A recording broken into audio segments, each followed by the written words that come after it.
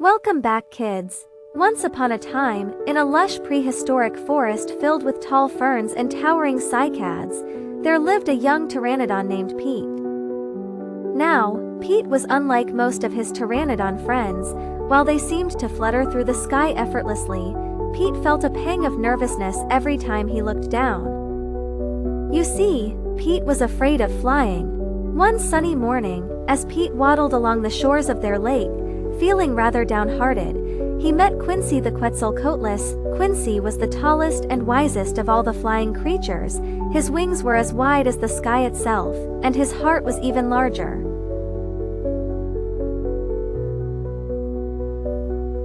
Everyone else zooms and zips through the sky as if it were nothing, but I just can't bring myself to join them. Quincy peered at Pete with his kind, gentle eyes and said, "You know, flying is not just about flapping your wings, but believing in them. Why don't you come to my sky school lessons?"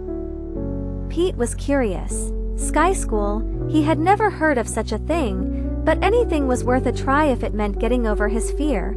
The next day, Pete arrived at the clearing Quincy had told him about. The sun filtered through the foliage, creating a beautiful mosaic of greens and golds.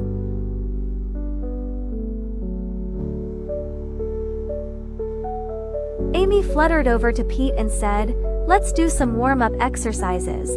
We'll begin with gliding." Pete gulped. Gliding? It sounded daunting. But as he watched Amy leap gently from a nearby branch and spread her wings wide, he saw the grace and beauty of the gentle descent.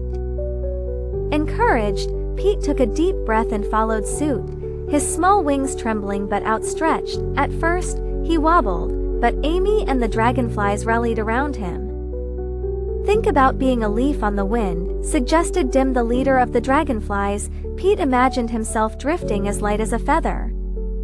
Soon he was floating softly down, his heart fluttered with joy. As the days went by, Pete learned not just from Amy and Dim, but from each of his new friends. Quincy taught him about the warm-up drifts that could lift him higher without much effort. The dragonflies showed him how to twirl and loop.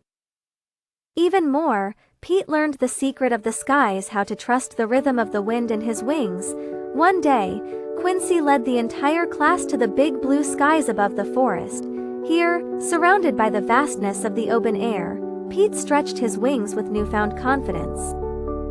Quincy nodded approvingly. "Remember, Pete, the sky is your friend. Fly not with fear but with joy." With a determined gleam in his eye, Pete looked around at his cheering friends, took a mighty leap from the cliff's edge, and for the first time, soared.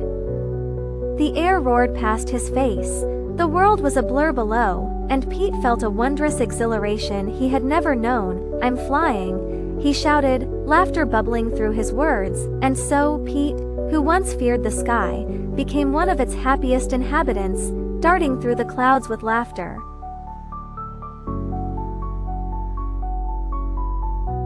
They took him on the greatest adventure of all, the joyous adventure of friendship and flight. The end.